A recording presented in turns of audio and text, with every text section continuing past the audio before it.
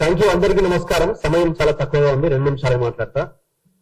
So ఈ సభ ద్వారా మనం ఫస్ట్ చేయాల్సిన తీర్మానం ఏంటంటే, ఫర్దర్ గా మనం ఏం జరిగినా, ఇట్లాంటివి ఏం జరిగినా కూడా ఇమ్మీడియట్ గా మనం యాక్షన్ లోకి దిగడానికి ఒక ప్రణాళిక ఈ సమావేశం తర్వాత రూపొందించాల్సిన అవసరం ఉంది. ఒక టీమ్ ఆర్ సంథింగ్ ఇమ్మీడియట్ గా డీజీపీని కలవడము ఆర్ కన్సర్న్ డిపార్ట్మెంట్ ఆఫీసర్స్ ని కలవడానికి తక్షణమే మనం ఏం యాక్షన్ లోకి దిగాలన్నది ఒక ప్రణాళిక రూపొందించాలి ఇట్లాంటివి వచ్చినప్పుడు.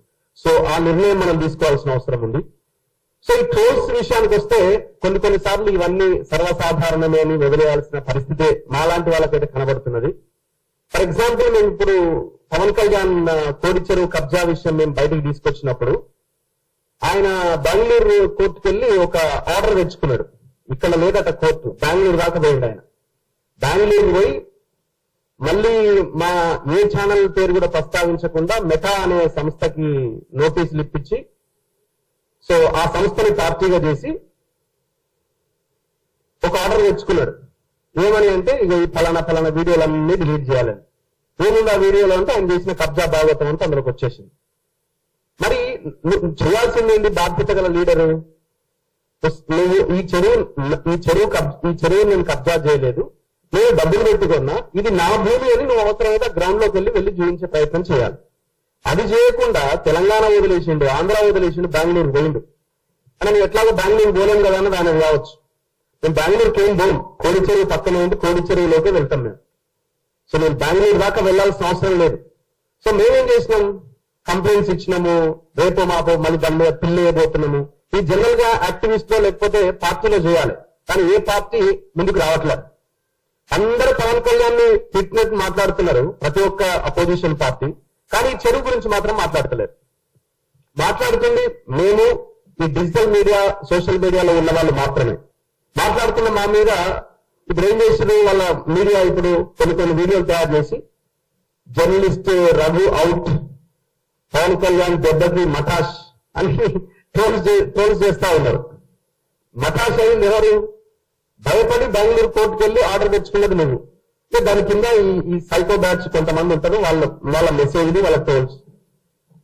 సో ఇవన్నీ సర్వసాధారణం అయిపోయినాయి. దీన్ని నియంత్రించడానికి మనం పూర్తిగా నిషేధించడం అన్నది నేనైతే ఇంపాసిబుల్ అని అనుకుంటున్నా. కానీ దాన్ని నియంత్రించి మరింత పీక్ లోకి వెళ్ళినప్పుడు, ఇప్పుడు అమ్మాయి విప్లవశ్రీ మీద జరిగిన ఆ దాడి, ఆ ఫొటోస్ ఎంత దారుణంగా మార్పింగ్ చేసి పెట్టారన్నది, ఆ కాక్రోచ్ జనతా పార్టీలో ఆ మీటింగ్ సంబంధించిన దగ్గర జరిగిన ఆ తీసిన ఫోటోని మార్పింగ్ చేసి ఎంత దారుణంగా ట్రోల్ చేస్తున్నారు.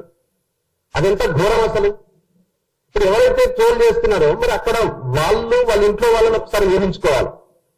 వాళ్ళ ఇంట్లో వాళ్ళని ఒకసారి ఊహించుకున్న ఫోటో తయారు చేస్తే చాలా బెటర్గా ఉంటది కదా. మీ ఇంట్లో ఉన్న వాళ్ళని అట్లా అన్నా కూడా తప్పే, కానీ మరి మీకు కనీసం ఆలోచన రావాలి కదా. ఆలోచన కూడా రాకుండా ఈ రకమైన పరిస్థితి తీసుకొస్తున్నారంటే ఏమనాలి మిమ్మల్ని? ఇది ఎక్కడ స్టార్ట్ అయిందంటే, ఈ పొలిటికల్ లీడర్లని హీరోలుగా ఎప్పుడైతే చూస్తున్నారో వాళ్ళు బాధ్యత గల, వాళ్ళకి ఇచ్చిన బాధ్యతను వాళ్ళు నెరవేరుస్తున్నారు.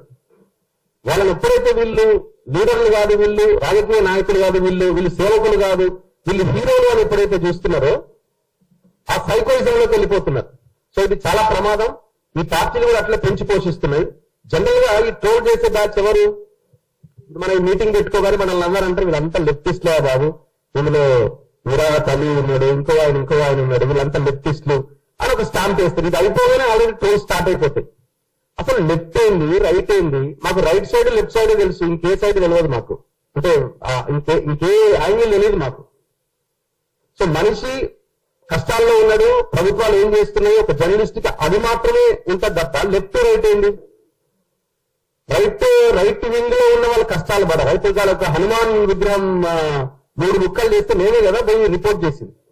700 ఏళ్ల కింద శివాలయాన్ని కూల్ చేస్తే మేమే కదా వెళ్ళి రిపోర్ట్ చేసింది. మీరేం చేశారు? మీరు ఒక కాంగ్రెస్ లీడరు హనుమాన్ టెంపుల్ ని కూల్ చేసి రియల్ ఎస్టేట్ ఎక్కడ రంజిత్ రెడ్డి కూల్ చేస్తే ఈ దొంగ లీడర్లు అంటే 25 కోట్లు విన్నారు. పొద్దున వేస్తే మళ్ళీ ఇదే మాట్లాడతారు. 25 crores లిటరల్ గా. ఇది నేను చెప్తున్న మాట కాదు, మళ్ళీ వాళ్ళ అంటే అదే ధర్మం కోసం కొట్లాడుతున్న ఇంకొక సంఘం ఏదైతే ఉందో వాళ్ళే వచ్చి ఆరోపణ చేసి నా స్టూడియోలో వీళ్ళకి 25 కోట్లు విన్నారన్న జర మాట్లాడాలి, మళ్ళీ మన దగ్గరికి వచ్చారు. అందులో ఫోన్ చేస్తే ఆయన ఒక ఆయన స్వామీజీ మాట్లాడిన నిజమే తిన్నారు, ఆయన 5 కోట్లు తీసుకుని నేను 5 కోట్లు తీసుకున్నాను లైవ్ లో చెప్పింది. మరి ఎక్కడ పోతున్నది? మీరే గుడి పేరుతోనే 25 కోట్లు మింగిన తర్వాత ఏం సమాధానం చెప్తారు? రామానాయుడు స్టూడియో దగ్గర మేము పోయిన ఏ ప్లేస్ కైనా మీరు వచ్చారా? దాన్ని రాజకీయంగా వాడుకోవడం తప్ప మేము చేస్తున్న ఇంకొకటి ఏమంటున్నారు? ఫాతిమా కాలేజ్ దగ్గర పోయినా, అరే బాబు పోయింది నేనే, వీడియోలు చేసింది నేనే, అడుగుతున్నది కూడా నేనే. మళ్ళీ మొన్న రీసెంట్ గా మీరు ఎవరు ఆయన ఖమ్మం కేసుకు సంబంధించి దాని గురించి మాట్లాడినవా? పొద్దున్న లేస్తే మాట్లాడుతున్నాం, మార్నింగ్ 7 o'clock ఆ వీడియో స్టార్ట్ చేసింది కనుక వీళ్ళు నిద్రపోలేకపోయింటారు అప్పటికి అని మాట్లాడినవా? అది ఎందుకు మాట్లాడలే? అరే వీడియో ఉన్న చూడరాని మళ్ళీ మనం చెప్పుకోవాల్సిన పరిస్థితి వస్తున్నది. అంతే, దాన్ని మళ్ళీ మనం చెప్పుకోవాల్సి వస్తున్నది. అరే ఇవన్నీ 5-6 వీడియోలు ఉన్నాయి కదా అంటే లేదు నువ్వు చేయలే. మరి కళ్ళు ఏమైపోయినాయి, ఎత్తిపోతున్నాయి. మళ్ళీ నేను ఏదో ఏడుంది అని అడిగితే అదో నన్ను బూతులు తిట్టి నేను బీసీని మళ్ళీ స్టార్ట్ చేస్తున్నారు. అసలు ఏంది మీ ఆలోచన? అసలు ఎంత దారుణంగా తయారయ్యారంటే అంత దారుణంగా తయారయ్యారు. కొన్నిసార్లు ఇది కామెడీ అనిపిస్తుంటది. అసలు దీని గురించి మాట్లాడద్దు అనుకుంటాం సమ్ టైమ్స్, కానీ బయట ప్రచారం మొత్తం ఇష్టం వచ్చినట్టు చేసేస్తుంటారు. ఇప్పుడు నేను చెప్పిన పవన్ కళ్యాణ్ జర్నలిస్ట్ రఘు అవుట్ మఠాష్ అని పెట్టిండేవాడు. మఠాష్ పవన్ కళ్యాణ్ అయితే ఏం చేయాలని అర్థం కాక ఆగం అవుతున్నాడు.